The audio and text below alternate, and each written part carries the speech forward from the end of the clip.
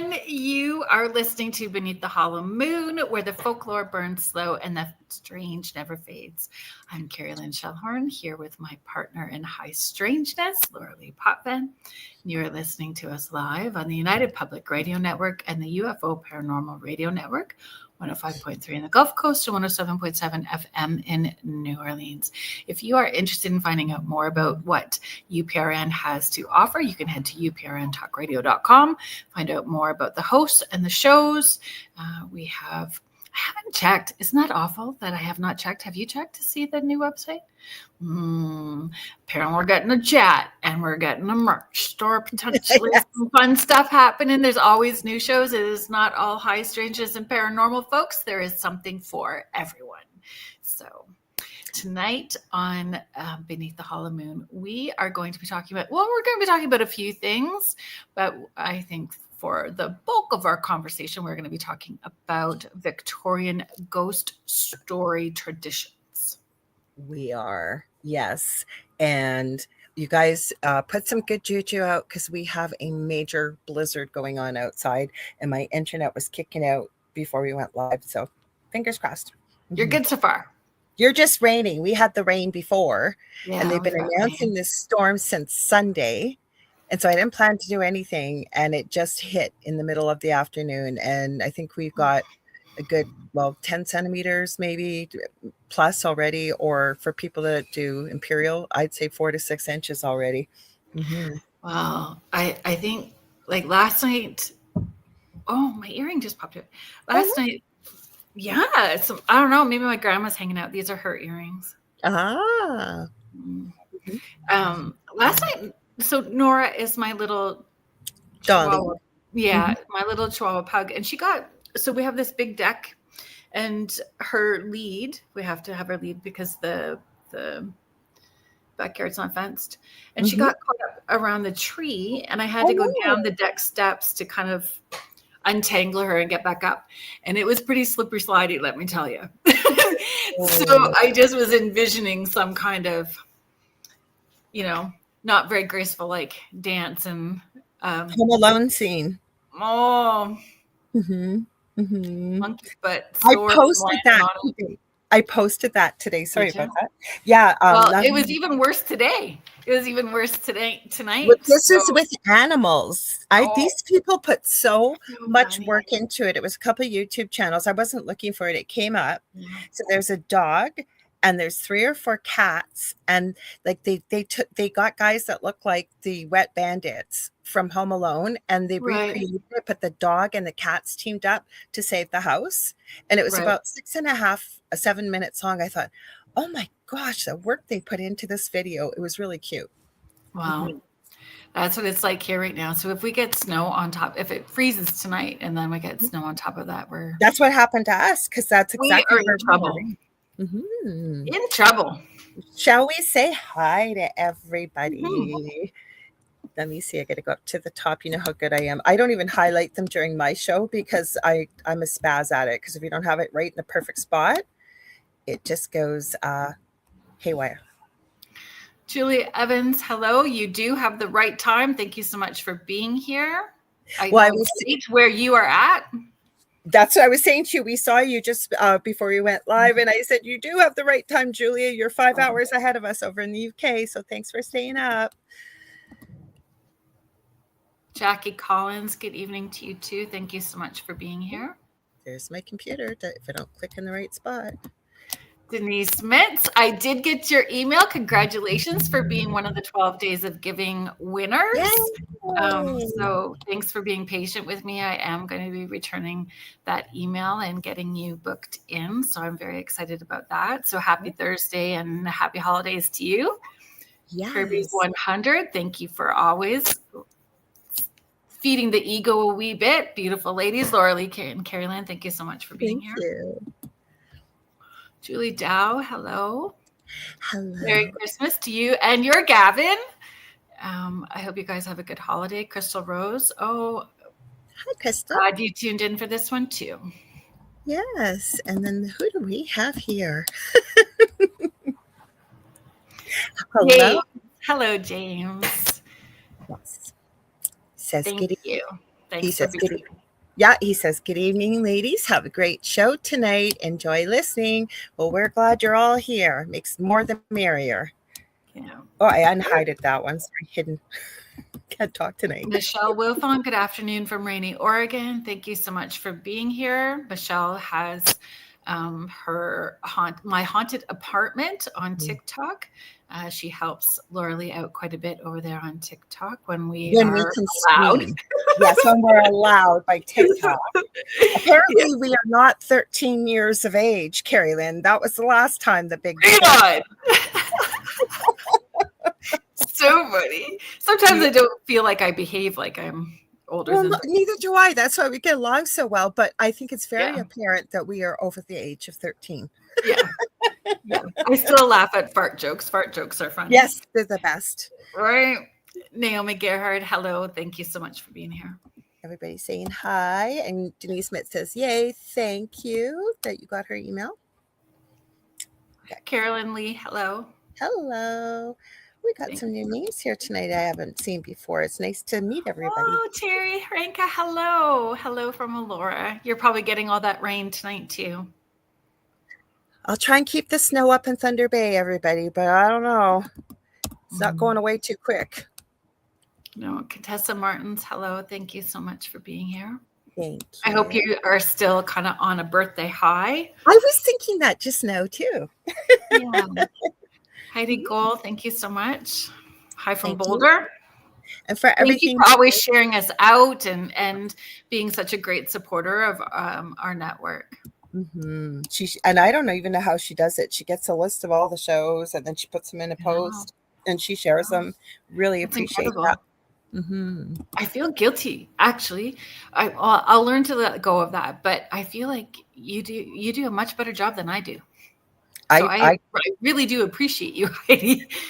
I don't have the time. So Naomi's saying she's in Rhode Island, and Crystal is saying St. Mary's. I don't even know where that is.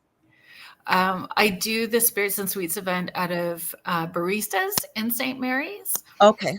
It's raining like crazy here, so it's about an hour and 20. Oh, Heidi says she's grateful for all of us, for real. Well, we're just as grateful for everything you do. So, well, we're good to go. Instagram's still quiet. Sometimes we get a bunch of people, sometimes not. So before we went live, something's always happening weird where I live in Thunder Bay. We are right on the shore on Lake Superior. Own Bermuda Triangle, Thunder Bay. Is. Oh my gosh. Okay, so I was never a fan of the 70s, even though I was born in 1965. It just wasn't. And we never had good Canadian music. I love you. I love you too. I'm not trying to offend anybody, but even when I was a little kid, I didn't like it. There's a song out there by Gordon Lightfoot. That was our big claims to fame with Canadian music. Anne Murray and Gordon Lightfoot pretty well, and the Guess Who. So anyways, he had the song, The Legend of the Edmund Fitzgerald, and it is about Lake Superior and kind of being in a mini Bermuda Triangle. Yes. So leading into this, and I just discovered this a couple days ago, there was something that was seen on all areas of Thunder Bay, all like outside our little towns all over. I didn't see it. December 6th, and it was during our annual Santa Claus parade. When I was involved with the Autism Society and doing fundraising, we used to do up a truck. Everybody borrows a trucking truck and decorates it, and you drive all through the city and whatever. Well, apparently this showed up, and there's a great debate. I'm going to set it up as we're talking. A great debate about what the heck is this thing. So I'm not quite sure myself. I don't know. What did you think when you saw it, Kerrilynn? I think it's pretty interesting. I can see why people feel it could potentially be connected to Elon. I understand where they would get that. I don't feel it is, but it's interesting for sure. And I would like to see different videos of it from different angles for sure. And that kind of stuff. Cindy Simpson. Okay, I know what one I want to pull up. Go ahead, there. Hello to you. I'm looking. Thank you so much for being here. Okay, this is the one I merged a couple videos together. There's one on YouTube. They're like all over the freaking place here. Some have sound, some don't. So good, we got it going. Because there's one on YouTube too, but I'll close it. I don't want too many tabs open. But like I said, I'm surprised this is the first I heard of this, but I filmed some stuff. We're not going to show it tonight, but I filmed some crazy stuff in the sky 2 nights ago. Really tiny, red, and it was flipping all over the sky, really far away. It was crazy. Okay, hang on. Let me play it. We're seeing it good. Alrighty. Where's the play button? I'll try and make it bigger for you guys. Oh, yeah. Oh, I didn't turn the sound on. Sorry, guys. I'll start it over. Let me stop it just for a sec because you can hear it saying. That's like a straight up comet or something.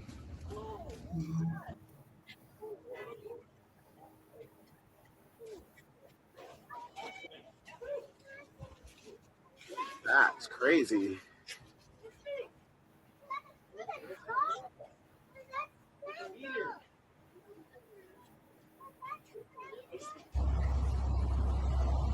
Another place.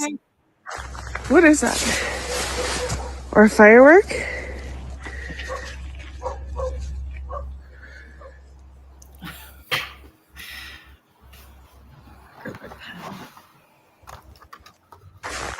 Oh, that's serious. Part two. What is it? These are That's like a straight up comet that or was a bunch something. of clips I put together. But yeah, so there's one video clip. I have more, but it's the same thing basically. But there's in the background, and there was one video clip. I wish I had saved it, and I didn't think to, and I can't find it again because I was so excited because you can tell it's teenagers and they're filming it. And they're going, "The Transformers are here," and I'm going, "Thank you." I would love it if it was Transformers. Transformers is awesome. Saying that, yeah. Yeah. That's how I spend my holidays. Binge watch Transformers. Yes. So I was all excited. I couldn't find that one, but there was another clip I saw. Yeah, exactly. I was just going to say that, Liz Leonard. There's a little kid in the background going, Mom, it's Santa Claus and Rudolph. It was so cute. Yeah. So, and people are arguing. There's a great debate. I did not know we had a Star Watchers group on Facebook for Thunder Bay. There's a meteorite reporting station for North America. You can find the website. You can go in there and look, because apparently whatever this was seen in Wisconsin, Minnesota, Ontario, Manitoba. I want to say Ohio too. Not all on the same night. There was different nights, but people were reporting seeing this. There's a map I pulled up, and it's just this massive conglomerate of reports. Like, they look like little people, and it's all in this major geographical area between North America. Canada and the United States. Interesting.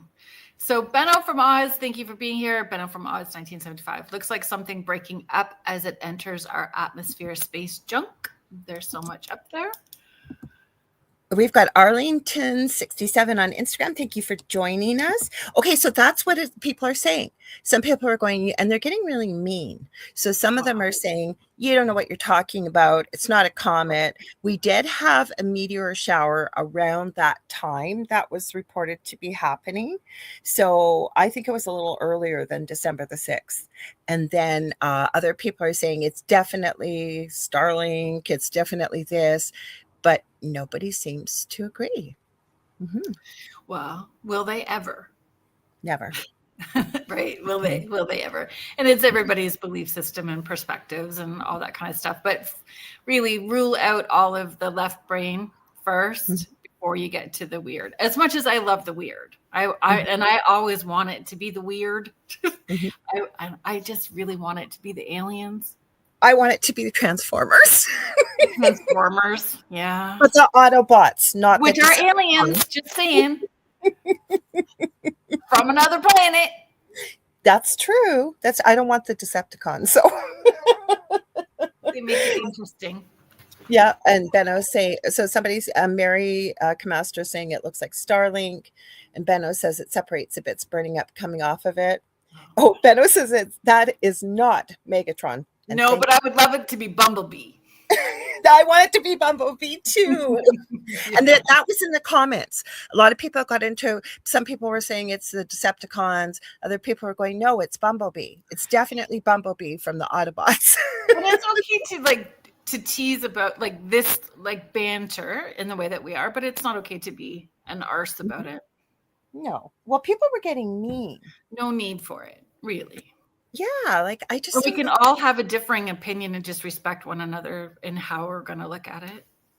I had this conversation. I don't think it was with you. I think it was with my other close friend Leanne, and talking about how people can be so mean sometimes.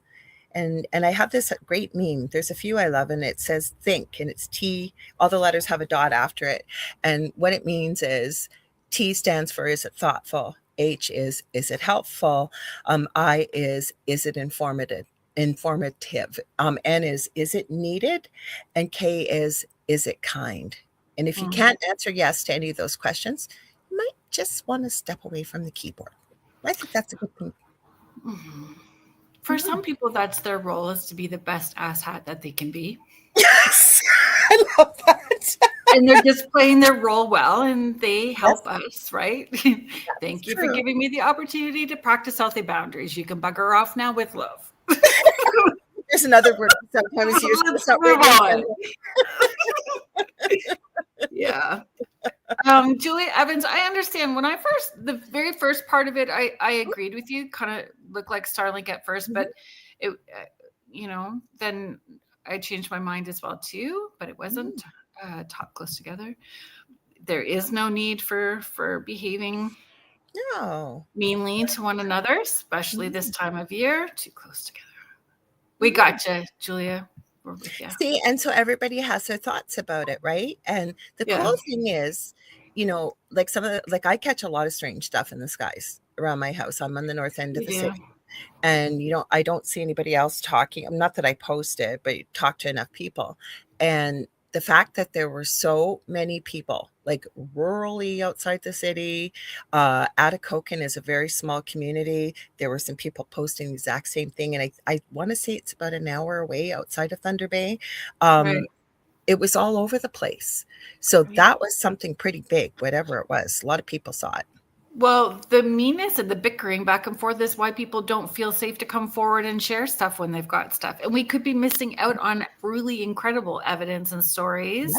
And if we don't get the stories and the information, and if we're not sharing, there's not going to be that movement forward and understanding what things are. We could be missing out on that information. Don't. And we have to be open to, when we're dealing with this world, that, like you said, left brain, right brain, but also too, even going along with that, is being open to the fact that, yes, not everything is what we think it might be, but being open to being wrong, being open. For sure. Yes. Like being open to it. It's called the paranormal for a reason, right? Learning something new. Or what you thought it was, being okay for it to be different. So thank you. We've got WFP Co here. Great show. And yes, something about science will tell us it's something else. Yes, they will. But again, it's just kind of fun to put it up there. Cosmic swamp gas makes me laugh. I'll highlight it. Did you hear us talking about farts earlier? Hi, Dave Wiley. Nice to Hi, Dave Wiley. Yep. And he says, when you have eliminated the impossible, whatever remains, however improbable, must be the truth. But you know what? I'm going to add a little bit to it. And I'm not always right, and I don't have to be right. When I've got something like that, I say I tuck those type of things up on my back proverbial shelf, because I have the belief that truth will eventually be revealed, or the answer. He said that was. And then people start talking all timey-wimey, wibbly-wobbly, and it makes my eyeballs cross, and I don't understand if we're in the upside down in Stranger Things, if we've shifted, because that just adds a whole other. Hi, Heather. Confusing conversation. Hi, Heather Fugard. How are you and your babies? You guys are enjoying the start of the holiday season. Oh, we got Steve White here.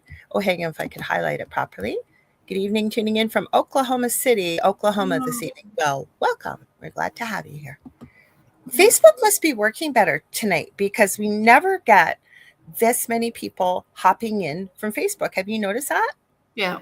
Yeah, so we're glad you guys we can see your comments and you're here. So thank you for joining us. So there was the one video from the weird lights. The weird lights. You had one video from the whatever that was in Thunder Bay. There was just the one that was a that was the Oh, I did have. I don't think I sent it to myself. Give me a sec, because I thought I did, and I'm looking. No, that was the compilation one I did send, but I've got other ones. Some of them might be replays. Some of them don't. There was a trucker that caught it. Let me see. I don't know if this. I think this is the one I already showed. It might not be, but we'll see. Let me pull it up and see. Oh, I want to know more about that. What's that?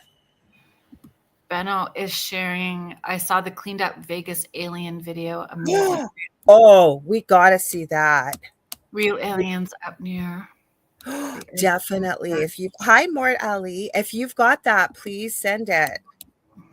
We're due for something weird because Christmas Eve last year, from the Las Vegas one. Hi, Patty Patrick. So we had that ship over the Las Vegas casino, and then it wasn't last year; it was the year before.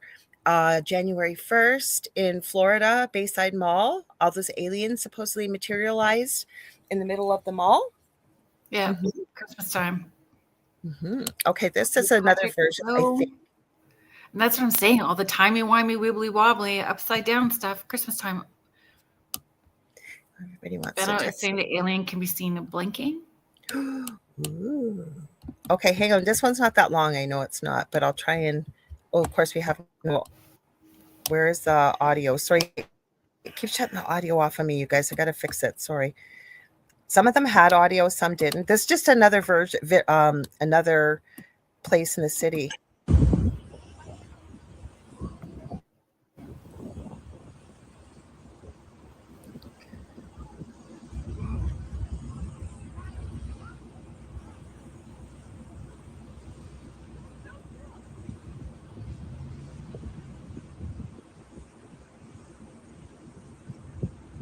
Like, isn't it weird when you watch it short and as it goes, it starts to break up more and get longer and longer almost?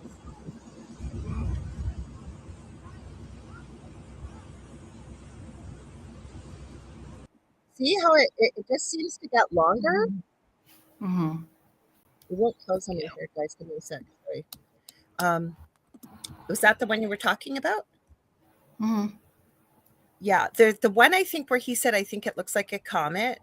If you look up, I think I looked up Meteor Thunder Bay on Facebook and just December 6, 2025, you'll see some of the videos. But it originally came up. We have a Facebook group for the community I live in. And that's where I'd seen this. Now, I don't know if the post got deleted or what. That's where the one where the kid, you can tell it's teenagers about the Transformers are here. So it was all over. That's funny. Did we say hi to Boise? We got Boise here. I think so. Okay. Well, I didn't see it out loud. I just did a wave and I brought it up as the video was playing. Oh, good. So. Good for you. I was hiding behind looking at other stuff. So shall we get started on our topic? We both love Victorian things. Like we've discovered that we both do.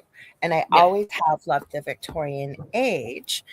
And a little bit about like I didn't know that they told Victorian ghost stories per se, as well as I knew about the seances and stuff like that. So when looking this up, do you want me to start, or you want to start with the ancient and pre-Victorian roots? I'll start.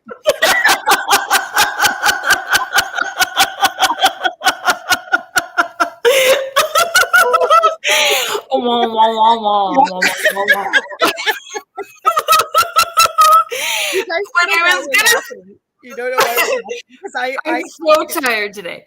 So what I was gonna say about like the Victorian tradition of it, part of it anyway, is it's that dark time of the year, and it's the best time to tell ghost stories, right? And the why they would do it. So we'll start with where you're heading. Hi, Marianne. Hi, Marianne. So did you see that, Marianne? Whatever those lights were in Thunder Bay? Is she from Thunder Bay? Yeah, Marianne's in Thunder. Well, just outside of Thunder Bay. So nice to meet Marianne. Yeah. Did you see those weird lights earlier in the month? What did you think? Starlink, space junk, meteor. Some people said a comet. And when it was a meteor, Marianne, you'd know when it was. So every year around December the 6th, they have the big Santa Claus parade. She said she missed it by seconds. So there was a lot of people out that night. And like even as far as Atacocan, all over the place, people, and we just showed a bunch of videos. So you missed it by seconds. How did you miss it? That'd be cool to hear what her story is, why she missed it. Mm-hmm. She's busy filling orders for sublimation. She's got some fun stuff happening. Oh, you're a sublimator. I have a sublimator printer. I think I said it right. Yeah, you said sublimation. Mm-hmm. Mm-hmm. Mm-hmm. I'm a 3D printer right now. I am 3D printing like crazy.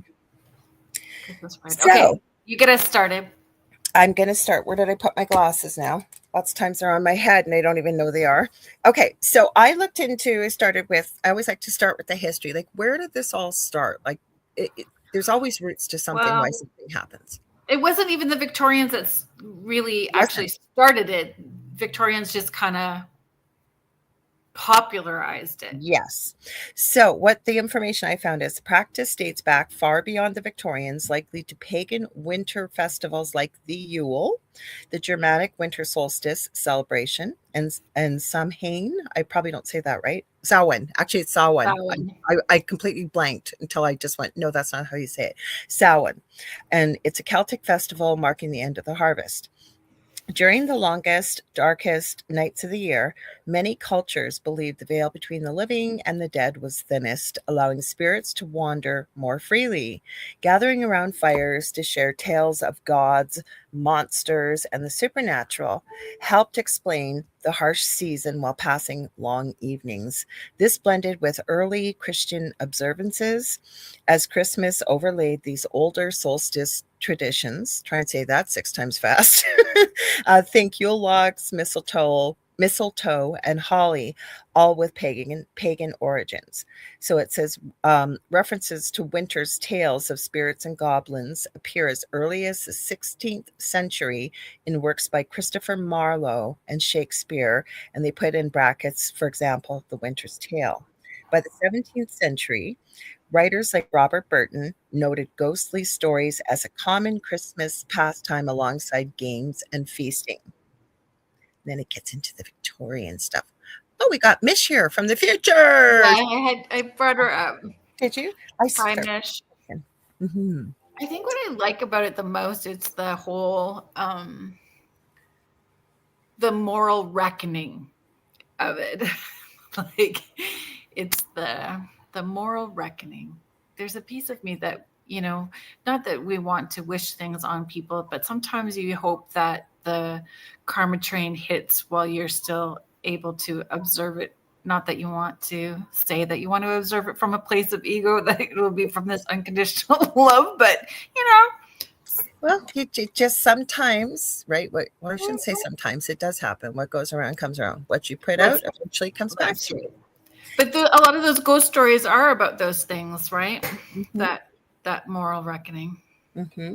So do you want me to do the second part of the Victorian heyday? Oh, sorry. I have to find where we're at. Right at the top. Sorry, I'm dropping my coffee. How about I'll get it right at the bottom? At the top, if you scroll up. Yep, I'm here. Okay, so you want to do the Victorian heyday? I'm at it. Okay, good. I'm on it. Okay. I was. Okay. The Victorian. I'm sending you an email next time. I'm going to email it.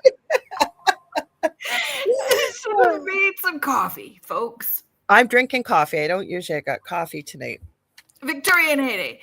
The tradition exploded in popularity during the Victorian era, 1837 to 1901. Long dark winters, limited electricity, and families huddled by candlelight or firelight created the perfect spooky atmosphere.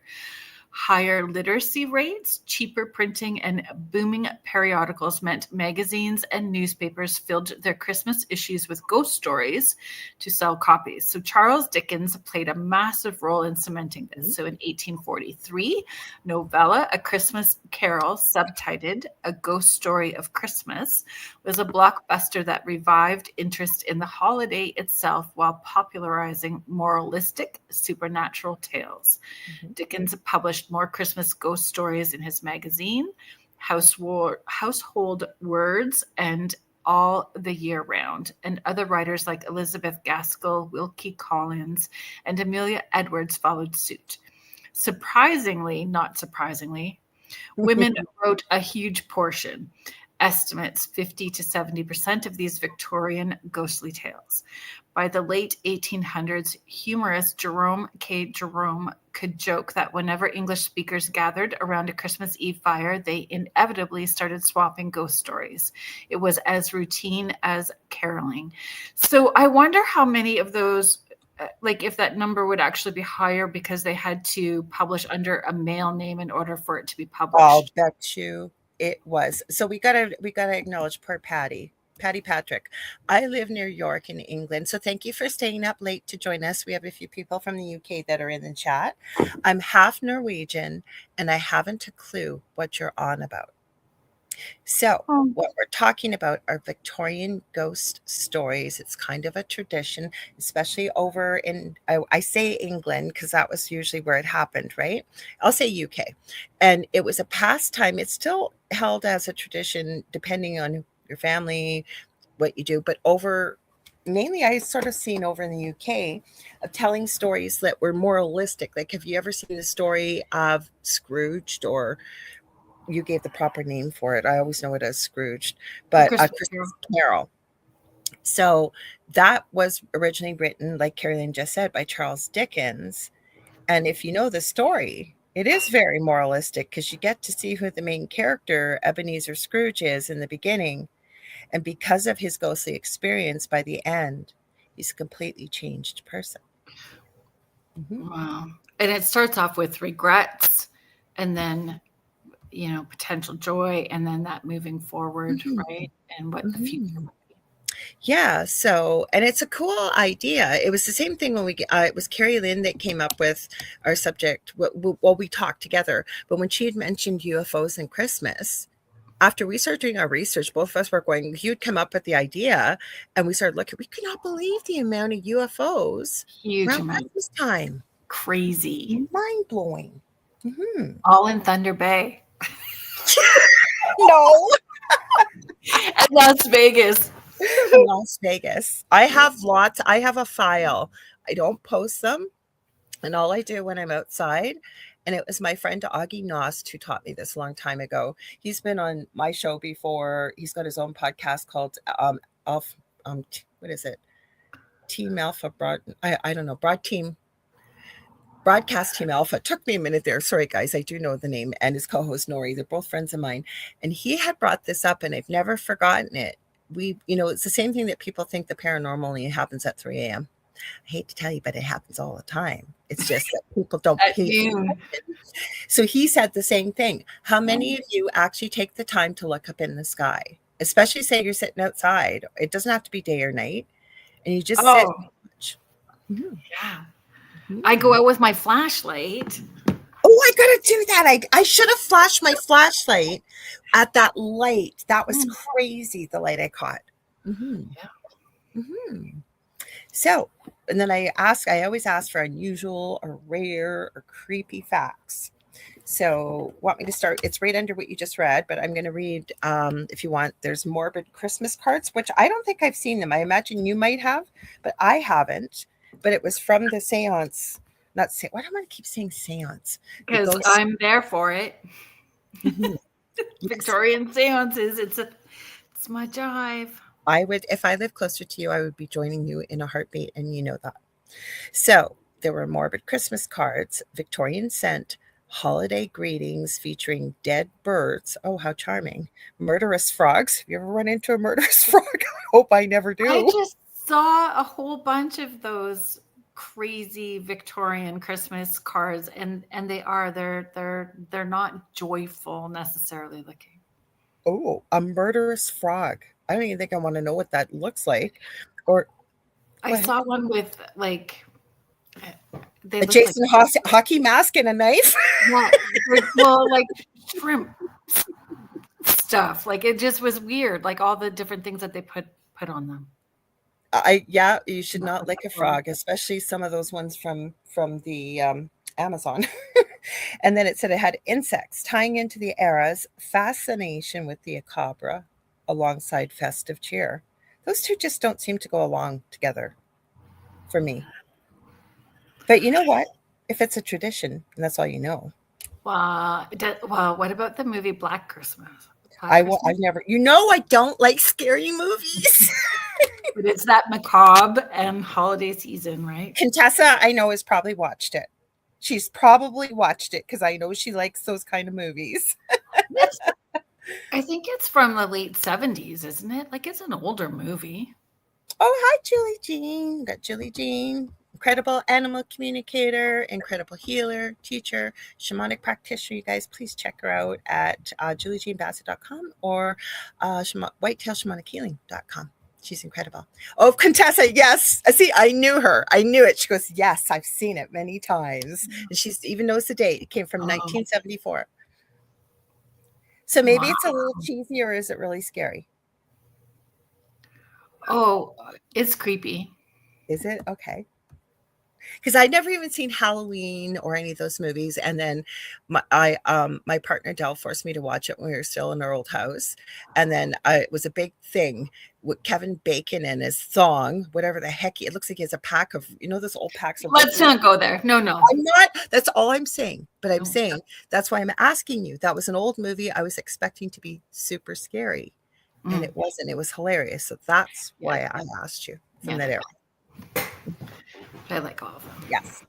So, do you want me to do the next one, or you want to do it? Oh. Because I was asking if there's real life incidents to inspire these tales. No, but I really think a lot of it. Do you want me to read that? It's not showing that there was. Yeah, that's really fine. Yeah. But we can discuss it. So, where do you think the inspiration came? With ghost stories? Because they were mostly written by women. Was it? Well, I think that. So I'm gonna pull this up. Because I'm thinking, was it the oppression of women? And because they had to be proper ladies and they couldn't really vent their frustrations in the way they wanted to, but you could certainly express yourself in writing.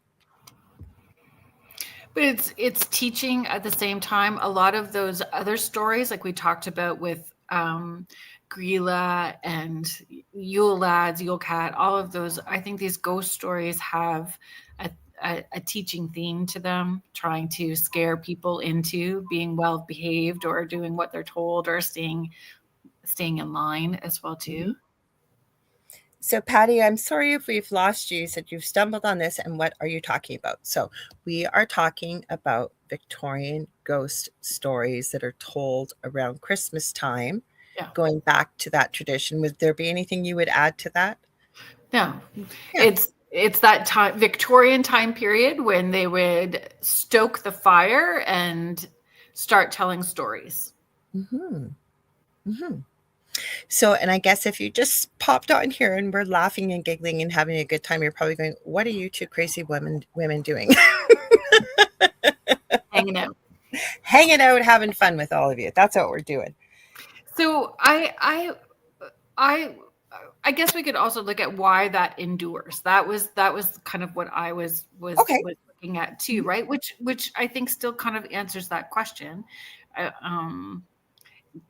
Ghost stories are best told when it's dark, right? And we're at the darkest time of the year at this point in time, right? In the darkest time. So it's that thrill and it's fear and safety. So back to like doing what you need to do and being safe. And a lot of, well, the same with the Yule lads and Gree lads, like don't go outside at night, don't go up into the mountains, don't go in the woods. Stay home, right?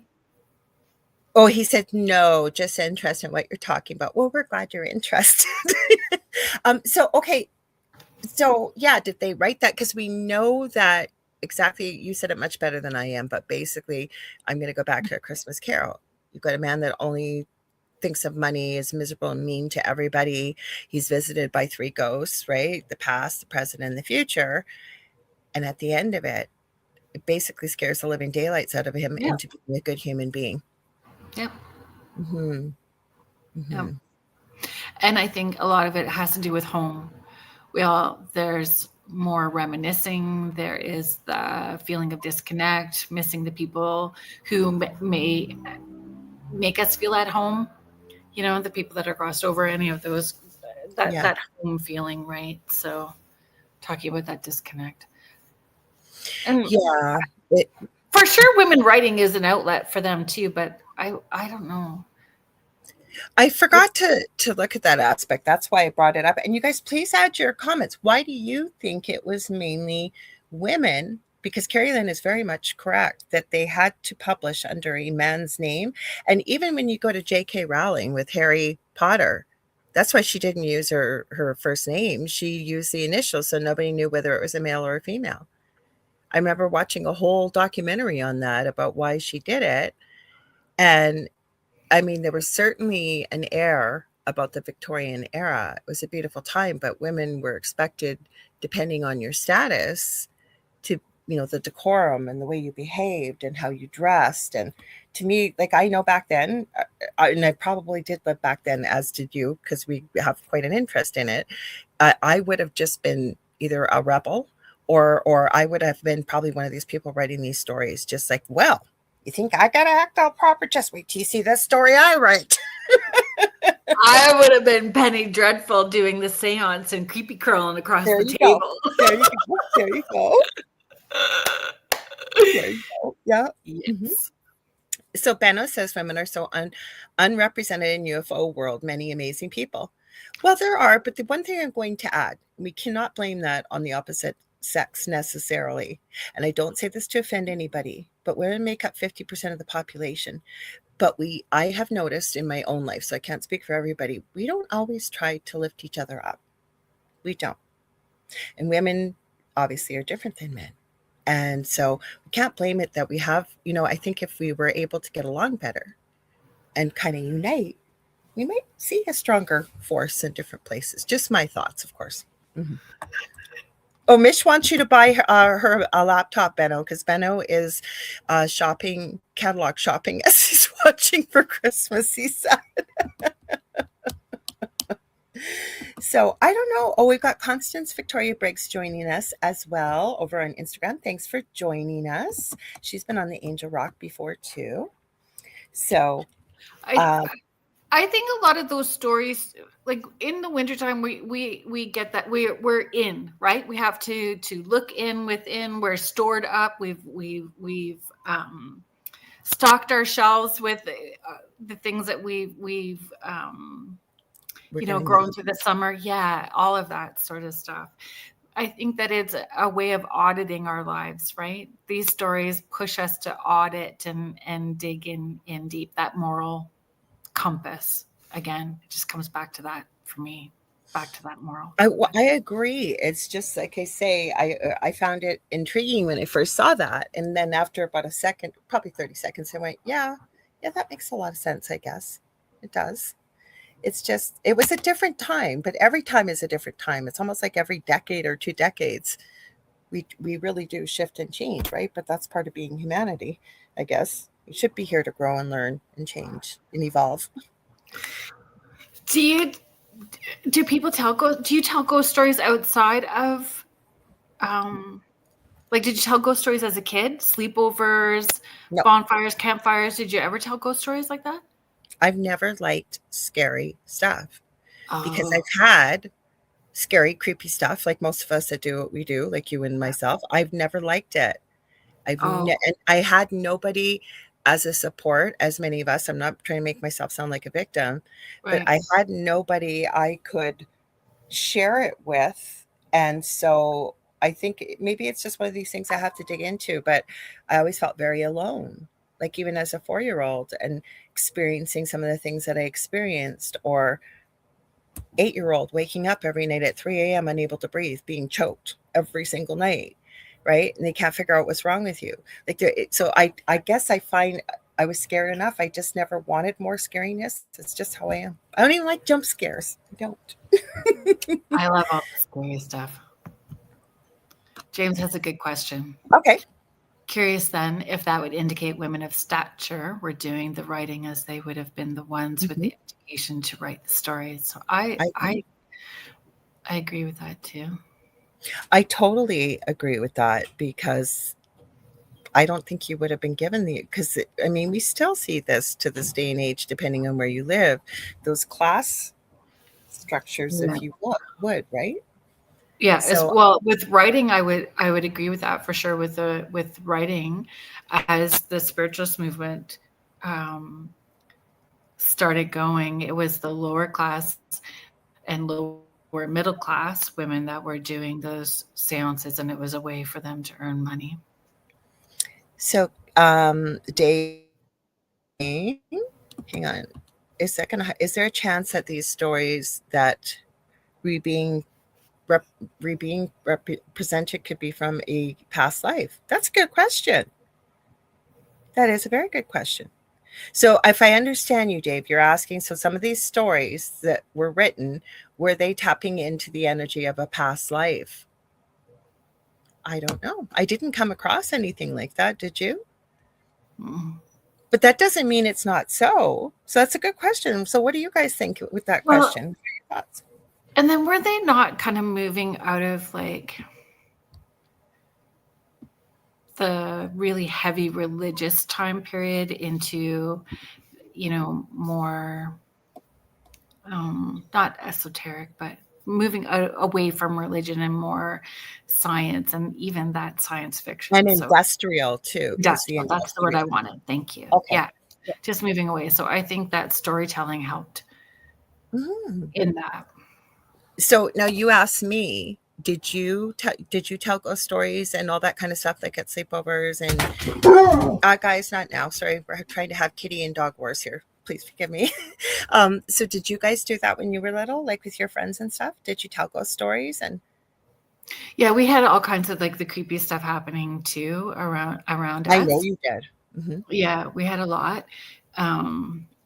But I have always run to that kind of stuff. So the ghost stories and read really young, and Stephen King started really, really young for me.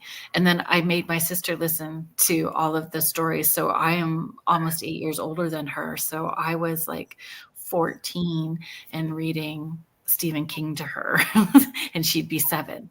So yeah. See, no, I just never did that. The other thing is, I always looked much older than I was, because I was always so tall. And then as I got younger or older, I kind of grew into my age. But so I don't know. I guess I never had any siblings around. Like, I have a brother, but he wouldn't have been interested in anything like that. So maybe it was just even the company I kept. I don't know. I just never did. Yeah, I loved ghost stories. Ghost story. Kathy Dodge Parker is sharing ghost stories were so much a part of sleepovers and camping, holding the flashlight under your chin. I know, like my little candle. Well, we did that like at camping, or I was a camp counselor, so the kids always wanted to tell ghost stories and stuff. How they try and scare the girl counselors, though. I remember one camping trip we went to help one of our friends that was a counselor. So the kids got buckets of little frogs and they poured them in our beds and all over us, and they expected us all to scream. And I thought, like, I was a tomboy. I thought it was the coolest thing in the planet. And we were playing with the frogs. Like, so to me, I don't know. The ghost stories just, maybe it's just weird. I don't know. I never liked them. With Victorian women so involved in seances, it's probably a little more acceptable to society to have women publish ghost stories. Maybe. Because Marianne Sutton says maybe back then, because of high child deaths back then, yes, maybe women were trying anything they could to find out if they're out there, no support from the men or husbands. It was a more morbid time because I agree with that, because the pictures, like, nobody smiled in portraits back then. Plus, they took pictures of dead loved ones in portraits.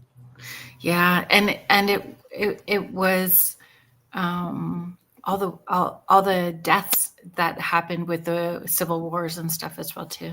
Look who's joining us. Hi, ladies. Hi, Leanne. So Leanne from Beyond the Haunting, folks, is sharing ghost stories, Ouija board sessions, seances, and all the creepy stuff at sleepovers was an essential part of the growing up period for me. Leanne, agreed. Though I never did the Ouija board when I was a kid. The ghost stories for sure. We never did the seance, but we did, what's that thing that in the bathroom? Oh, Bloody Mary. Bloody Mary. Yeah. Tried that over and over and nothing freaking happened. And that was disappointing to me because I wanted something to happen. And it didn't, even though we were having all the other. I played with a Ouija board once. It was a friend of my dad's. The couple were friends with my parents, and she was older than us. She was like 12 or 13. And I think we went to the movies or something for the afternoon. And then we hung out there till our parents could pick us up, my brother and I. And she pulled out a Ouija board and we were going, what is that? And I was only about 7 or 8. And I think she was 12 or 13. And I remember we were just like beside ourselves, like, because this thing was just zipping around all over and answering all our questions. And I remember we were going home to mention it to my mother, and she got pretty upset. So we said nothing else about it. Mm-hmm. Yeah. Well, I don't think my parents would have said anything. And apparently there was one at my grandmother's house and my sister used it and I didn't even know. I didn't even know that there was one at my grandma's house, but my sister used it and she had a weird experience that happened with it with our cousin. And apparently the planchette flew and there was this huge knock on the wall. And yeah, but I didn't even know it was. Okay, so to point something out that I'm thinking. So Leanne, you have a sibling that's a female, obviously, like a sister. You have a sister. Yeah, both of us are. I don't have a sister. Maybe that was part of it. I don't know. My brother was so ADHD, and so like all he did was play music. My brother has never taken a music lesson in his life and can play any instrument. He sings beautifully. He's opened, like, for who's Canadian here and a bit older, Colin James. He's in a whole bunch of that stuff. He would have no interest in that. He wouldn't even be able to sit still long enough to do something like that at that age. I thought this was awesome. I'm telling you, Leanne, I have told my sister Christy all about you. And she's like, I feel sorry for Leanne if she's got a Kerrilynn kind of sister. you got pulled in by association. See, that's what I'm thinking, right? Like I said, I was the oldest, so I never had a little sister. Marianne said, Dave, sorry, I'm going to pull this back because thank you. Yes, I thought it was awesome. Mm-hmm. Yeah, Dave, that's pretty funny to ghost tell human stories. I'm thinking so. And then what was that one you had up? That was a good one too. Oh, Marianne Sutton. Yeah. Ghost story is a big thing. As a kid, me and my sisters did the Ouija board and hangers out in my closet. Yeah, sisters. Scared the heck out of us. I have not tried it since. Sorry, Kerrilynn. That's why I didn't try it at the museum. It's okay that you didn't try it at the museum. And I tried to let people know too that if you tried it as a kid, you were not being taught how to open and close it properly. Nope, that's right. You have no idea what has happened with the board, if the board is being cared for properly. Is that what happened to me? Now that I just realized at what age we used the Ouija board, we moved into the new home, and from the time we moved in until the snow fell, and I didn't know anything about the paranormal. I didn't know about 3 a.m. Every single night, 3 a.m. And they finally eventually diagnosed me with asthma. I know what asthma is. I'm a nurse. My boys had it. It was not asthma. I would wake up like something was wrapped around my neck, turned completely blue. I was terrified to go to sleep. This went on for months afterwards. Months. Well, maybe you don't. Yeah, you've had your own ghost stories happening. Well, I don't know anybody that would look forward to that at 8 years old. Nope. Nope. Maybe it followed me from the Ouija board. So Patty Patrick saying, I've watched all horror films, you can imagine, but the only one that spooked me was the Blair Witch Project. I did watch that. That freaked me out. The ones that really freaked me out, like the movie Seven. Seven was that was bad. But you know why it freaked me out? Because I've worked on a psychiatric lock ward before, and I'm not saying everybody is like that, but the fact that that how many people in the paranormal have said it's not the ghosts that scare me, it's the humans. Oh, true facts. That's my point. I find that much more terrifying. Mary is sharing, I always feel things happening around me and shake it off, but I'm sure if I truly paid attention, there would be messages. Ouija boards freaked me out as a kid. I love my Ouija board.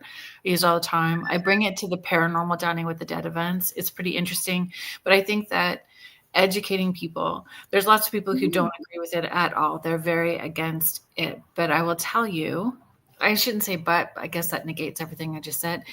If you are even opening an app on your phone, you are opening the doorway to the other side. So it makes sense. Your paranormal equipment, a pendulum, using any of those things, you're opening up a door. So learn how to do it properly. The more of us that are teaching and not gatekeeping. 100%. 100%. Yeah, like for crystal Reiki, I do it all distance-wise. I use a pendulum. Anything that can open up that type of communication, right? So it's just, I think it's got a really bad rap. It is a tool. And if you know how to use the tool properly, and you're taught by someone like yourself or myself or other people that work in this field, right? It's just a communication tool.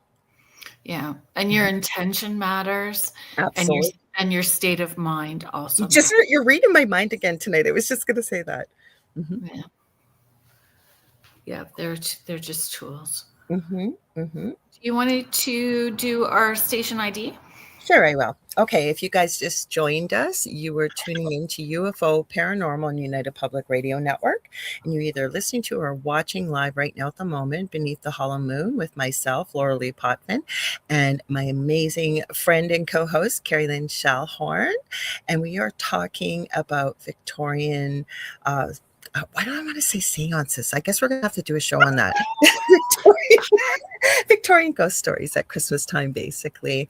And if you are in North America, you can tune in and listen to us on 105.3 FM on the Gulf Coast in Mississippi and 107.7 FM out of the beautiful city of New Orleans, Louisiana, because we actually are broadcasting out of New Orleans, Louisiana. Hi, Joe. If you're listening, we broadcast out of Joe Montaldo's home, and he's the one that's provided this incredible network for us. If you guys like what you see, please like, share, and subscribe. Tell a bunch of friends and family. The more the merrier here. We have many hosts that stream live shows, several shows actually live 7 days a week. And we're always adding new hosts. And it's not all just UFO and paranormal. There really is something for everybody on this network. We also have a website. We were talking about it at the beginning of the show. We haven't checked it. We should. It's www.uprntalkradio.com. It's being revamped. We hear there is a chat room coming from there because 80% of our audience is audio only. We actually do broadcast to every country in the world with this network. It's been around for 25 plus years. How cool is that, right? So, we'd love that way we can all chat. If people across the pond aren't able to join us, say on YouTube or Facebook, that'll be another way. And I hear we have a merch store coming. Lastly, I do also, and I'm going to let you add this because we're looking for next week, guys, Haunted Holiday Hotline. But where is it going? Please stay tuned after this because second night of the Outer Realm with our good friend, our station manager, Michelle DeRoche, is coming up next with the second night of the Outer Realm. We're not going anywhere just yet, but we want you to stay tuned. So do you want to tell them how they can get their ghost stories, especially next week because we're doing Holiday Haunted Hotline on Christmas night? Yeah, Holiday Haunted Hotline. So if you would like to come on the show, with us, we are inviting you on. Come on live and share a holiday ghost story. If you have a holiday ghost story that you would like to share, or just a story, I suppose, if it is holiday oriented, that's even better. You can send your story to Kerrilynn's Porch, KERRILYNNS Porch, Kerrilynn's Porch at gmail.com. And that way we have your email address and we are able to send you the link to invite you on to StreamYard and join us on. And we're going to, it's not for the whole show. You can come on and share your story and we're going to pop you off and bring on other people. We do have some surprise guests that have been on both of our shows, and that will be fun for you guys as well too, because we are going live on Christmas Day from 7 p.m. Eastern until 9 p.m. Eastern, our regular time with Beneath the Hollow Moon. We are going to be coming in our jammies. Yep. We are coming in our Christmas jammies. We are going to be bringing our dinner. We are going to be honoring Lorilei's son, Justin. His 1 year passing anniversary date is coming up. So we are going to be having chicken nuggets and fries, his favorite dinner. Yes. Favorites, and just sharing. We're going to be continuing the ghost story stuff. So we're going to hang out and have fun, and we would love for you to be a part of the show. We do also share stories as part of our regular program, our regular segments. And so if you have a story outside of like Christmas for next week, we would love to share your story on the show, to read it at the last 15 minutes of the show each week. And again, it's Kerrilynn's Porch at gmail.com. We would love to share your story if you guys would like to send them in. Sorry, I tried to save the cat because my dog is chasing Steve and Nicole. Many of you know, but she's decided she's hiding under the dresser now. So I tried to help her. Oh, Instagram stopped now too. Lovely. I got to tell you, just love when this happens. So do you want to talk for a sec while I I'm going to share I'm not going live with Spirit Switchboard on Boxing Day. On Boxing Day, though, we did a pre-record. So I did a pre-record with Troy Taylor, who wrote The Man Beyond. I can't believe that I'm having that brain fart. Let's see if I got it. Oh, right here. Thank goodness. Man from Beyond. Man from Beyond. Oh, don't you just love when that happens? I hate. Okay. So it's about Houdini among the spirits. So we're talking about Houdini and seances and that Victorian time period and spiritualism and all of that stuff. And I keep saying if we had talked about chocolate too, we would have hit all my favorite things. And it was a really fabulous conversation with Troy Taylor. So I'm going to hang out in the chat if you guys want to hang out with me. And I had some creepy stuff happen in the room while we did the pre-record. So you'll see, because I don't have much of a poker face when that stuff is happening, and I can let you know because you'll see my face and know that something happened in the room. And it was a great conversation. So we're still live on Christmas Day with Beneath the Hollow Moon, but on Boxing Day on Spirit Switchboard, it is a pre-record, but I will be live with you guys in the chat. Yes, and we're even going live New Year's Day night too. Yeah. So get to hang out with us. We're doing that. We decided we're doing Christmas. I think it was last year with the Angel Rock, I want to say, or it was the year before, but I went live on Christmas Day and I didn't know how many people were going to be there. There was a lot of peeps actually hanging out, right? By the time you had dinner and everything and did the fam thing, people just wanted to hang out, and it was fun. It was lots and lots. And because it's international. So it's different time zone, different stuff. Exactly. So going back then to the list, I'm going to, if you're okay, I'll just add the last two that really quick about, I had sort of asked about unusual and if there were any creepy facts. Of course, I have to put glasses on. And you've got that other video that we're going to play too with the creepy face thing, right? Oh, the neck cracker? Yeah. Yeah. If you want me to do these last two facts, then I'll pull up the neck cracker. Yeah. That would be great. Okay. So another thing it mentioned, just sort of unusual things in history, spiritualism boom. So Victorians were obsessed with seances. Like I said, I cannot get that out of my head today. You're going to have to. I harness my inner Victorian lady. Yeah. I love that. I love the stationery, and my old house with my first husband, I decorated a lot of stuff in the Victorian style. I loved it. Oh, Marianne says, awesome. I'll be in after we get back from Nipigon from Christmas supper. So Nipigon's not that far. So drive safe. And yeah, we'd love to see you there. So anyways, they were obsessed with seances and the paranormal, partly fueled by science's advances and limits, and Christmas ghost stories reflected this mix of skepticism and superstition. And then it said America's rejection. The tradition never fully caught on in the United States, partly due to Puritan influences against pagan superstitions, and later Halloween taking over as the spooky holiday. And that's true, because we're all crazy for Halloween over in North America, but many of our friends across the pond, I found, really, it's not what it is over here. I love the ghost story from more this time period. This is like, I love Halloween, but the ghosty time period right now has always been. Okay, I'm just loading up our vid here, so give me a sec. It's going to take me a minute to do, because, of course, you have to go on my friend TikTok here. Okay, load up here now. This is actually from Slapped Ham. I haven't seen that in a long time. Okay, finally came up here so I can get the volume going.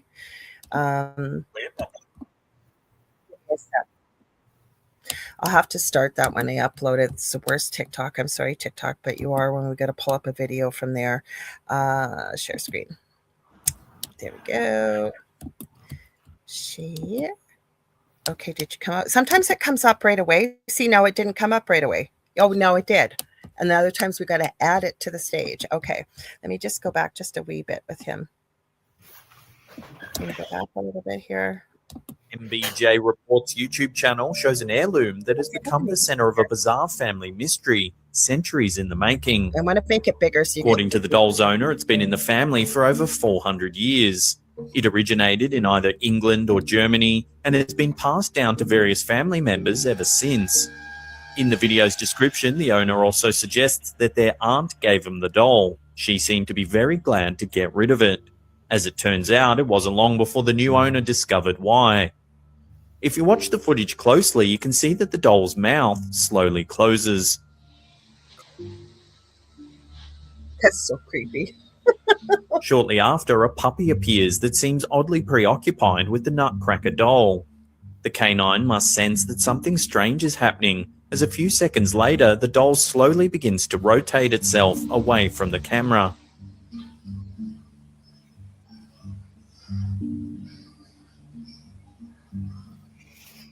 This creepy footage seems to solve the mystery of why the previous family members have been so eager to pass the doll on.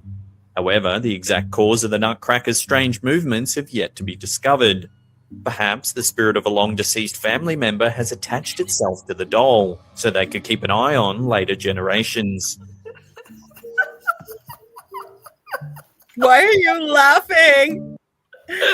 You're laughing your butt off. Crack my nuts. That's creepy. Oh my God, thank God I didn't have my drink in my mouth, because I would just spit it out laughing.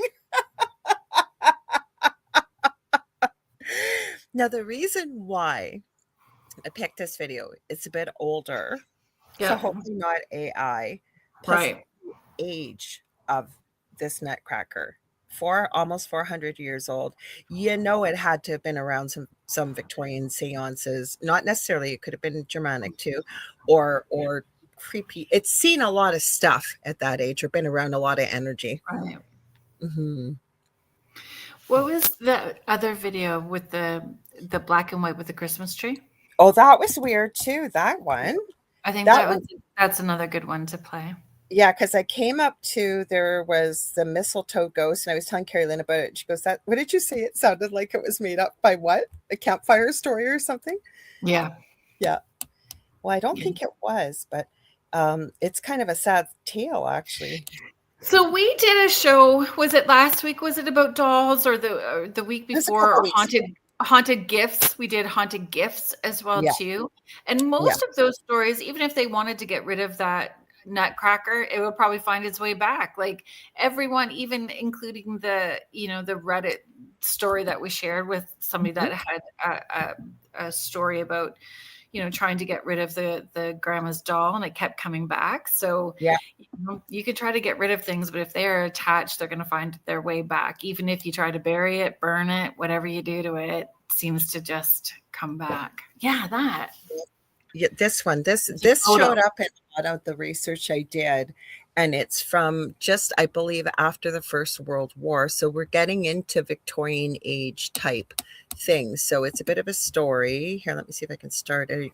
I mean, those ectoplasm which was photos from taken the Victorian time are pretty weird, but I don't think I've seen them. 1919 depicts the family of Newton Baker, who served as the United States Secretary of War during the First World War.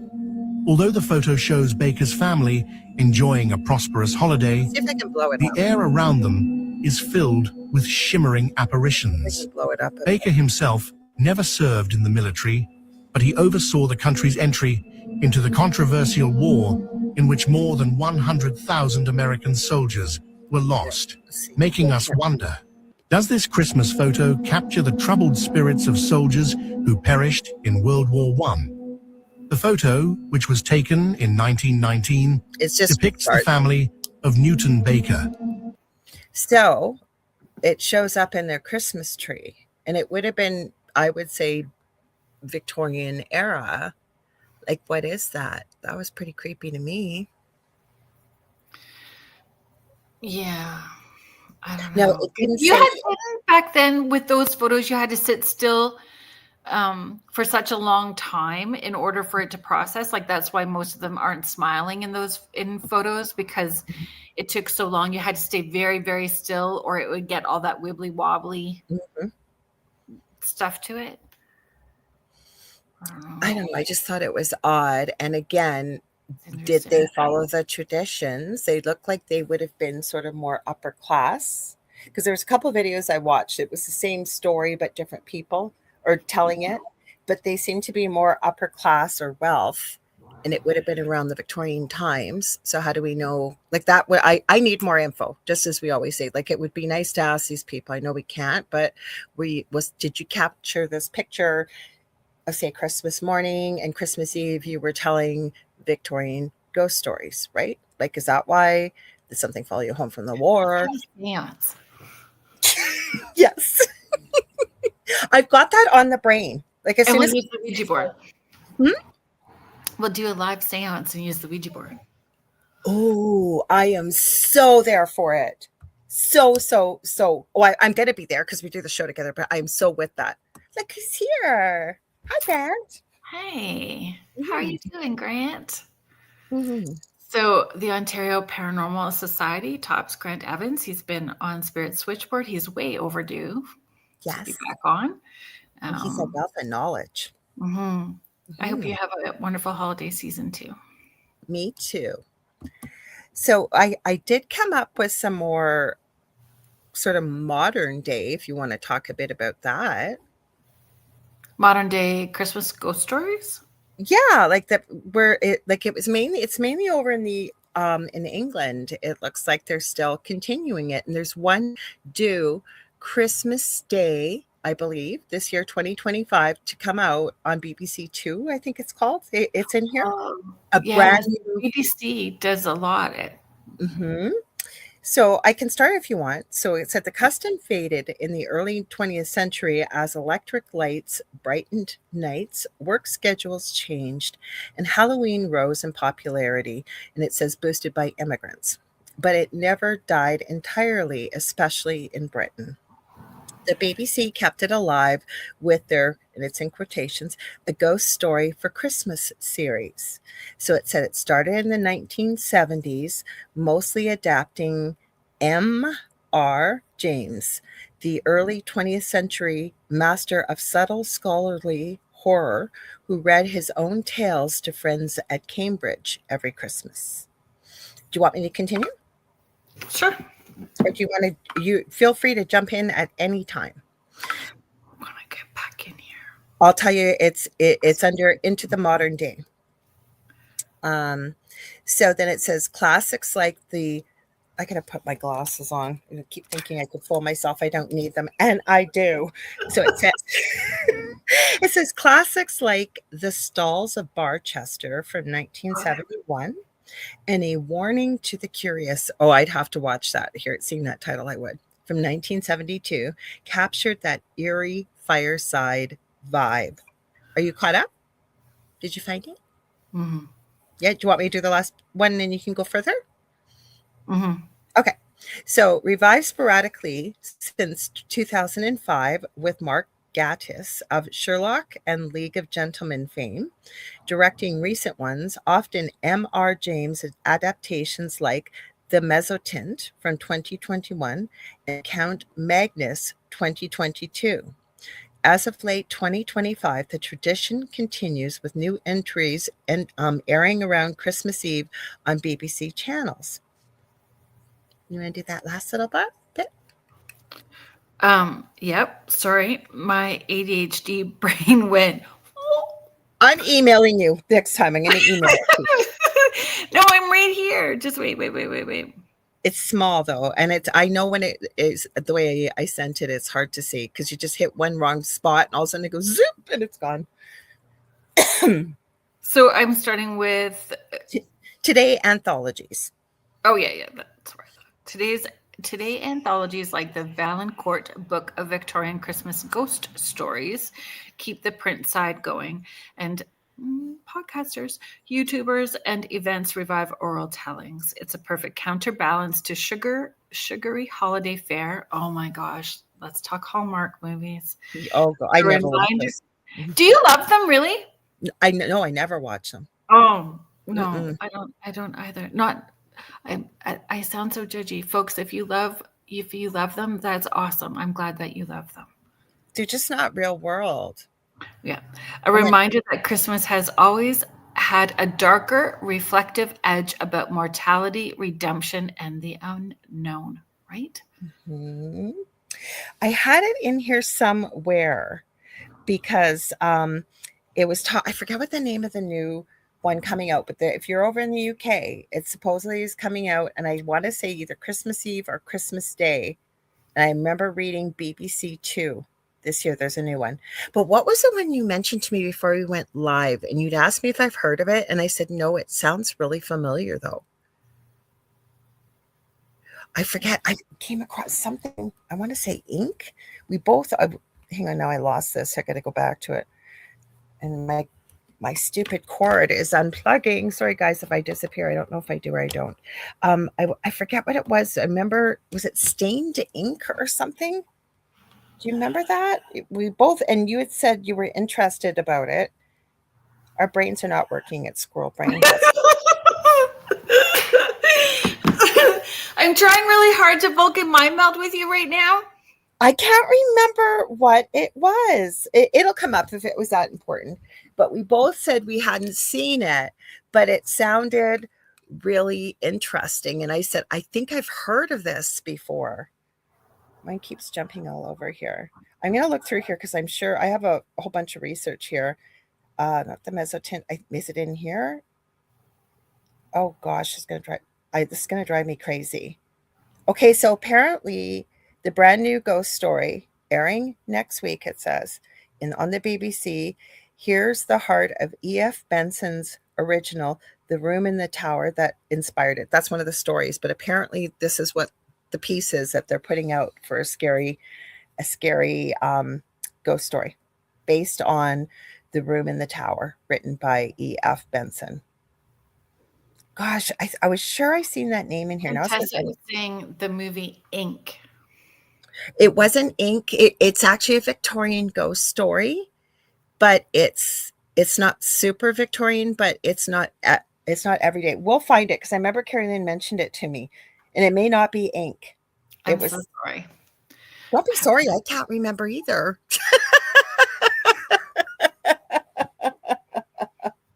So we're just a little silly. Too much holiday sweetness.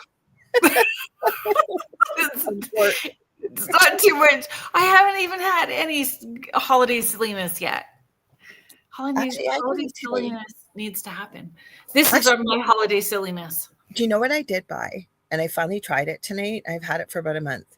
I never drink it, those international coffees, but it was salted caramel and it's really good. I'm drinking it right now. God, it's going to drive me crazy. Even the name of some of the names of these stories. Oh, Whistle, and I'll Come to You, My Lad, by M.R. James from 1904. Oh, It's The coming. Turning of the Screw. That's it. Yeah. How far off was I? Thank you for the movie Ink. That's how far off I was. Contessa. Look it. And I actually remembered all on my own, and it didn't take me 2 days. See? And I thought it was Ink. Not even close.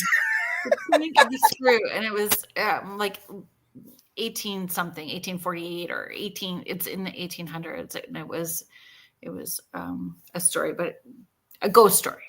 I know, but I think I've heard of that one before because you said it intrigued you too. Have any of you guys heard that story at all? Turning of the Screw. Let me tell you what I got on it. Awesome. I'll find it. Okay. I wonder if the snow is stopped. Go ahead. Sorry. It's okay. Oh, maybe I didn't keep it. That's okay. We got lots of stuff anyway. So I like 10 different, Victorian Edwardian era ghost tales is kind of what I had looked up. So Charles Dickens, A Christmas Carol, 1843. Elizabeth Gaskell, The Old Nurse's Story, 1852. So that gothic snowbound sort of atmosphere, family secrets. It's got that, snowbound inside stoke. Charles Dickens, The Signal Man, December 1866.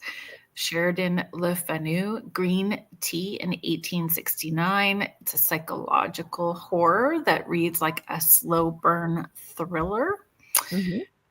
Wilkie Collins, The Haunted Hotel.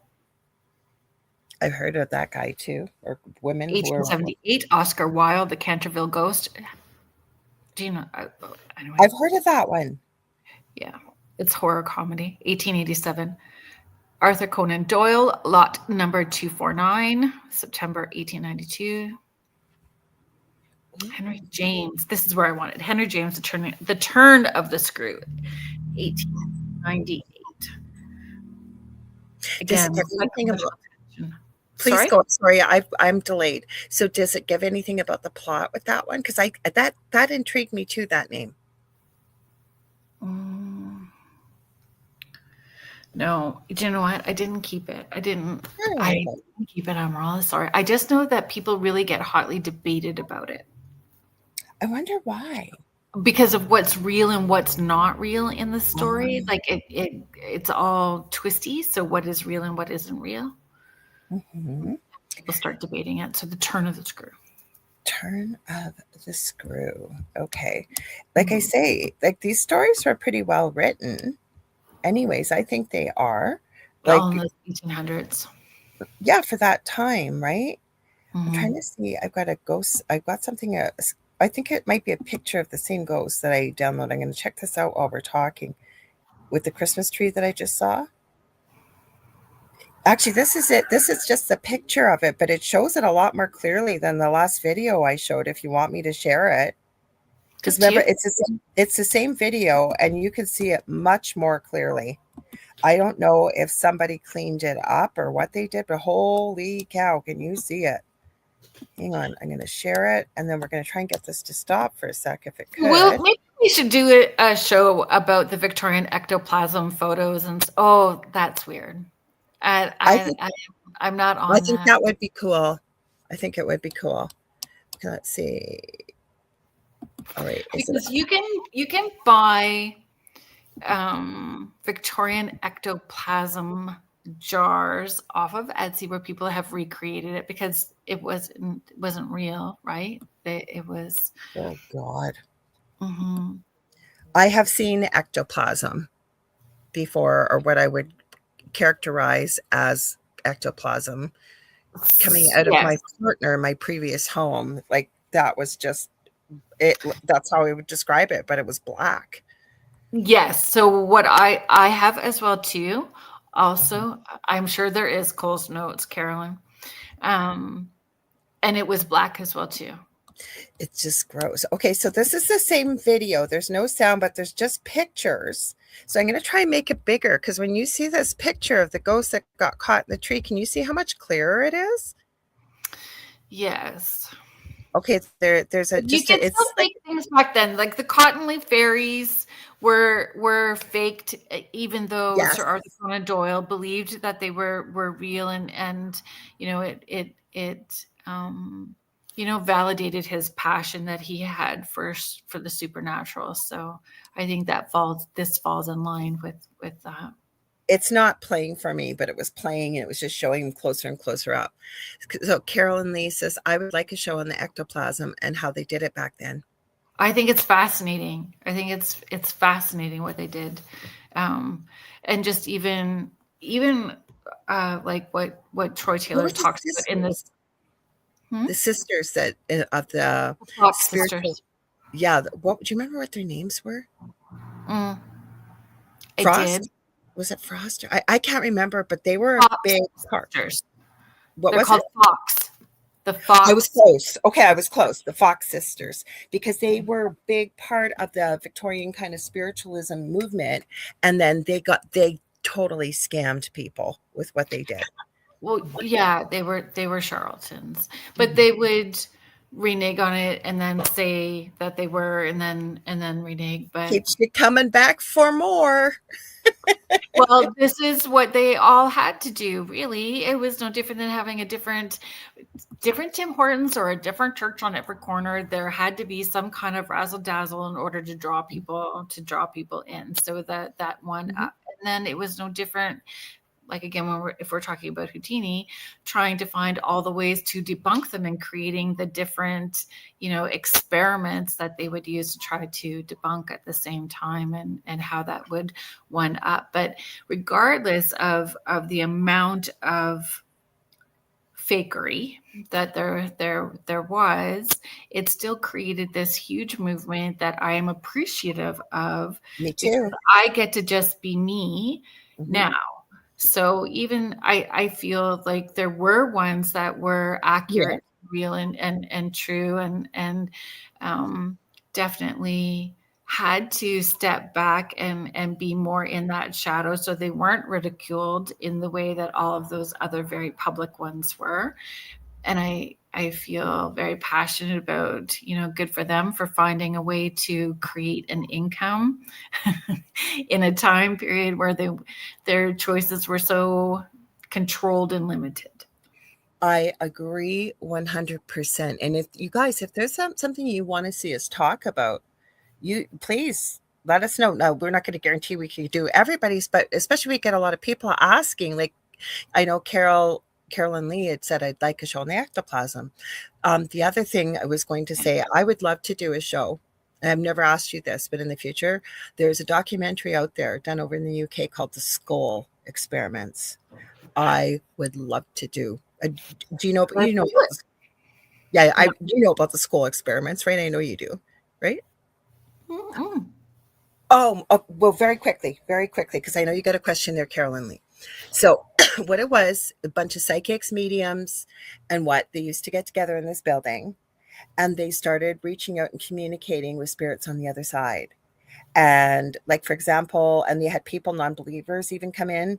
They took rolls of actual film, had them locked up in a safe. Nobody went near it, anything like that, had it developed, and there were faces. We're not talking pareidolia. Real faces. There were things that would come from nowhere and drop down. I know it sounds very charlatan-like, and it's very controversial, but when you really dig into it, it's very intriguing. You guys can look it up. It's on YouTube, I think, and other places, and it's called the Skull. I think it's called the Skull Experiment or the Skull Diaries. And Skull is spelled SCOLE. It's really fascinating when you watch Did they open a portal and they were taking pictures of things coming in and out of portals? It went on for years. Like it was like, I think, a 4-year experiment. And they got into, there was an Italian gentleman from Italy that developed like almost like a soul phone to be able to communicate with the right radio frequencies with the other side. Like it's a very fascinating story to watch the documentary, feel into it for yourself. And what do you guys think? Like, Well, I have photos from the girl that I know that she would black out all of the rooms, so it was Mhm. dark as you could make it. And it was at my home, or at the place I was living at the time. And she would just get like a shadow box from Michael, so nothing in it, so there's depth to it. Yep. You would think that there would be like, I don't know. So she just used a regular digital camera from like 15 years ago, and she would snap a picture of you. She asked you to set an intention of who you would want to show up in the in the and box. yeah, and you know, I was like, I want my miscarried babies. I wanted Archangel Michael, and I wanted my great grandpa who I had never met. So I thought all of that would be so random. And what are the chances of that? You know, trying to left brain it and just see what would show up. And I have, in those photos that she took, I put a side by side of my great grandpa, the picture that showed up, You showed those when we were on the chat, right? and a It's picture. incredible. It is, and then the pictures of the babies, it's full on chub cheek, like it looks like a little cherub face that you cannot. If there's, that is not even pareidolia, where it's like that crazy. Yeah. Oh no, I've seen those pictures. And if any of you, when we would do the chat, mainly in the summertime, we were doing it with the boys of the network, and those pictures are incredible. You pulled them up; they were really incredible. Yeah, so I would be interested in learning more about that for sure, because I know from my experience, and I'm the last person. People always send me emails. You probably get them as well too. Can you look at this picture? And I'm like, you don't want me, because I don't see it. I just don't see it. I do not see it in the clouds. I try to see what people are seeing, and it has to be right in my face for me to get that. And yeah, these ones were. So I think Those that were incredible pictures. are incredible. So if you guys, like, I think it would be a really interesting show. Now, again, if we look at it, again, I haven't watched a documentary. I started to about 6 months ago because I haven't seen it in about a decade. But it's fascinating. It's over in the UK. Part of it was never recreated, so people were poo-pooing it. But like they really did everything to ascertain that they actually had a locked safe with undeveloped film in there, not pareidolia in those pictures. And people were coming through. So Kerrilynn, yeah, I'm sorry that it's taken us so long to get to your response, but yes, they were cracking their knuckles on their toes. It was, I don't know if his name was George. They were saying it was a guy that was giving them the knocks and stuff like that, but it wasn't. But you do have to give them respect, because they definitely, like you said, you had to keep them coming back for more. But also the fact that I think they really kind of opened the doorway. Well, and one of those sisters did a seance at the White House for one of the, president's wives. So there you go. So do you want me to do a story, or what do you want to do? Yeah, do the modern day. Okay. All right. I will be happy to do that as soon as my phone stops acting up. Give me a sec. I got to go way on down here, because I asked them who. I even went into. I hadn't heard of M.R. James. I wanted them to describe, but we're going to run out of time anyways, and into all their stories. So give me a sec. I got to find it. So please come back up here. Sorry, as I said, here it is. So keep going. Okay, this is a listener's modern ghost, Christmas ghost encounter. It says, I've never really believed in ghosts. I'm a practical person, nurse by profession, skeptic by nature. But what happened to me and my family one Christmas Eve about 5 years ago still keeps me up some nights, especially around the holidays. Excuse me. We gathered at my parents' house. Like always, it's an old 1950s ranch-style home in the Midwest. Nothing fancy, but cozy with a fireplace going and the tree lights twinkling. My husband, our 2 kids, then 8 and 9, my sister, her husband, and my parents. So there were 9 of us in total. Dinner was over, presents were half opened, and the kids were wired on sugar, begging to play in the basement rec room before bed. The basement is finished but outdated. Wood paneling, shag carpet, and an old couch. And a spare bedroom down there that no one really uses anymore since Grandma passed away in 2012. She lived with my parents the last few years of her life, and that room was hers. After she died, we boxed up most of her things, but kept her rocking chair stayed in the corner and a few framed photos on the wall. We didn't think much about it. It was just Grandma's room. That night, around 10 p.m., the adults were upstairs cleaning up and sipping eggnog when the kids came running up the stairs, pale as sheets. My daughter was crying, clutching her brother's hand. "There's someone down there," she sobbed, "a lady in the rocking chair." My son nodded furiously. "She was just sitting there, rocking back and forth, staring at us. When we said hello, she smiled, but then she whispered something." We thought it was imagination. Too many Christmas movies, maybe, but they were insistent, refusing to go back down for the toys. So my husband and I went to check. Nothing.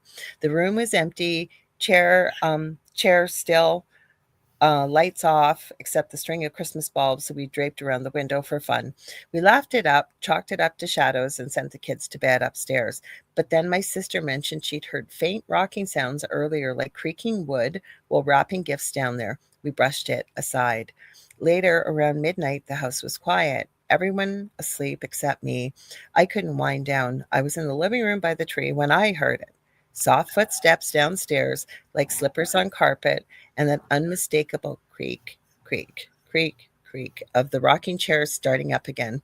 Heart pounding, I grabbed my phone for light and crept to the basement door.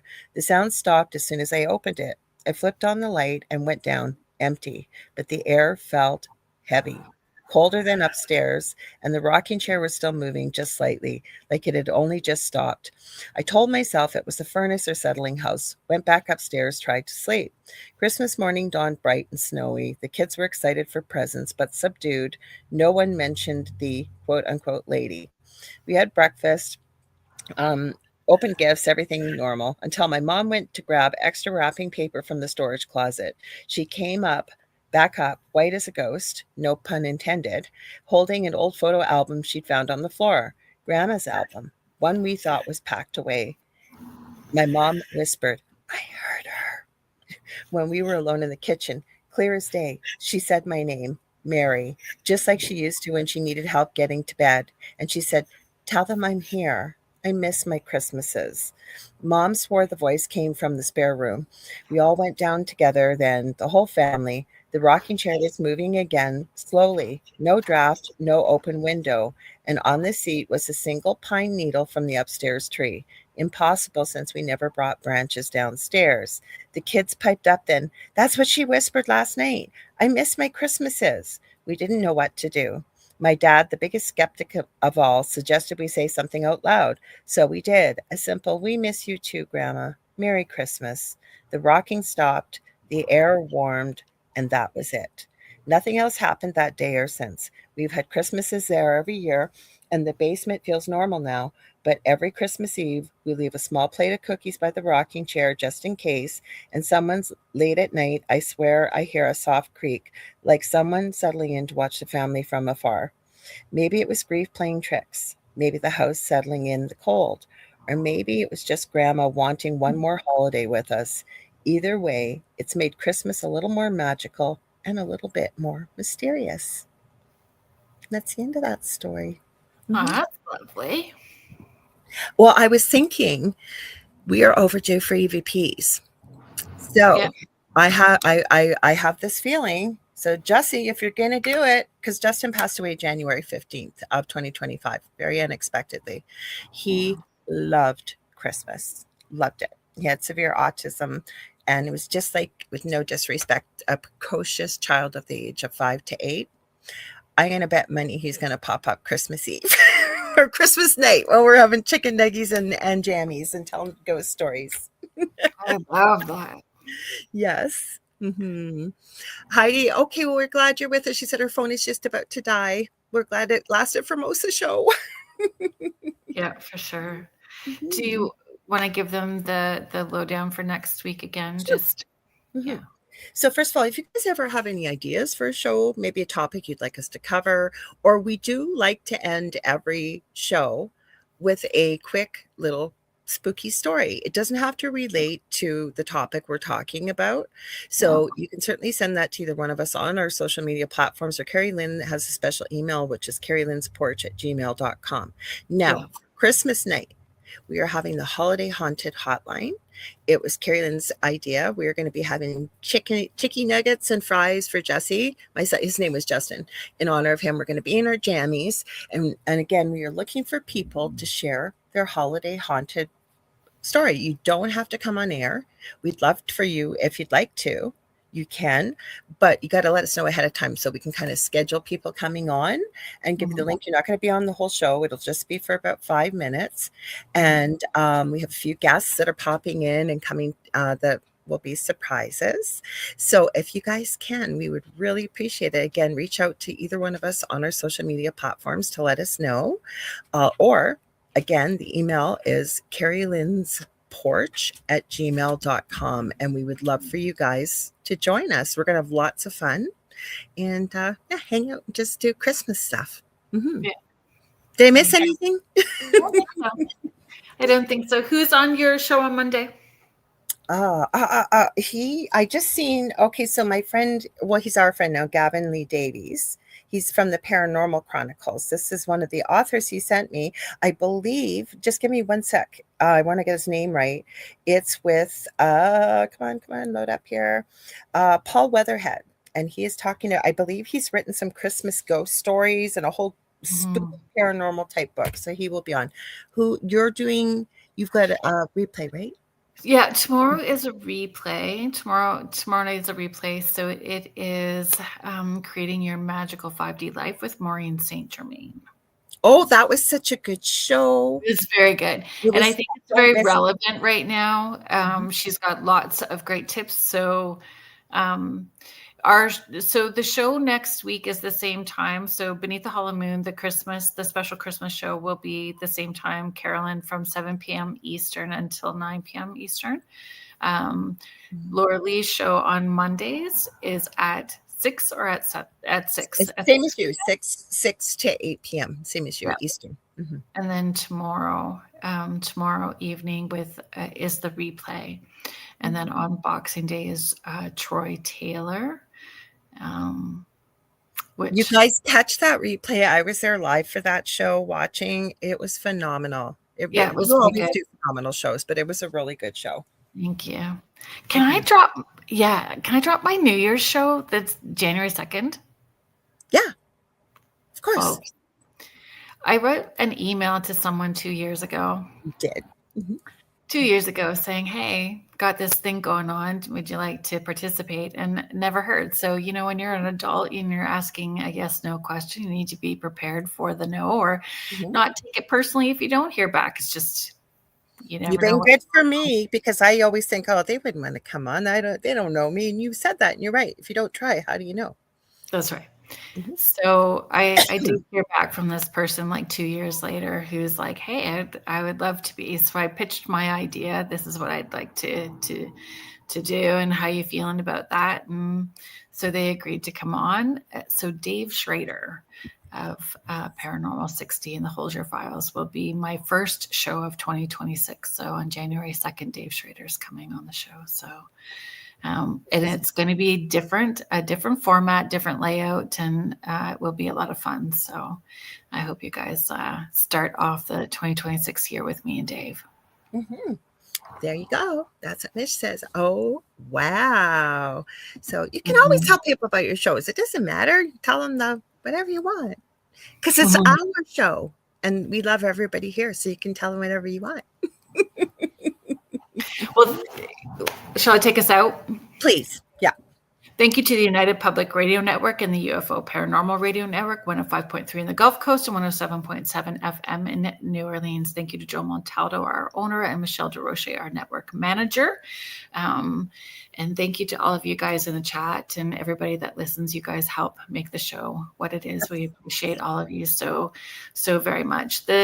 The show is always Spirit Switchboard on Fridays at 6 p.m. Eastern, so from 6 p.m. to 8 p.m. So until next time, keep your Christmas lights twinkling. And whatever you do, step back into the shadows and don't follow the whispers. Don't follow the whispers. Don't go anywhere either. Second Night of the Outer Realm with the amazing Michelle DeRoche will be coming up next, you guys. See you next week. Happy holidays. Stay safe. And we will be celebrating Christmas with you all. Or for people in the future like Mish, it'll be Boxing Day. We love you. We'll see you next week. Yeah, see you later. If it'll end on me here, please play nice. Okay, see you later, guys.